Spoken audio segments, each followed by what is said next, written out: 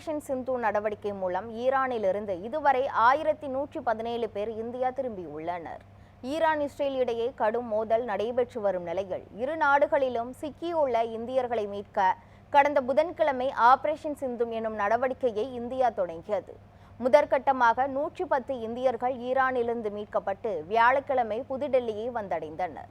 இந்த நிலையில் இந்திய மாணவர்கள், குடிமக்கள் உட்பட 1000 பேரை பாதுகாப்பாக இந்தியாவுக்கு அனுப்ப வான்வழி கட்டுப்பாடுகள் தளர்த்தப்பட்டுள்ளதாக ஈரான் துணை தூதர் முகமது ஜாவித் ஹுசானி தெரிவித்தார். அதனையடுத்து இரண்டாவது கட்டமாக ஈரானிலிருந்து மேலும் 256 இந்தியர்கள் மீட்கப்பட்டு விமானம் மூலம் புதுடெல்லியை வந்தடைந்தனர். இவர்களில் பெரும்பாலானோர் காஷ்மீர் பள்ளத்தாக்கு பகுதியை சேர்ந்தவர்கள். ஈரானில் இதுவரை 1117 பேர் இந்தியா திரும்பியுள்ளனர்.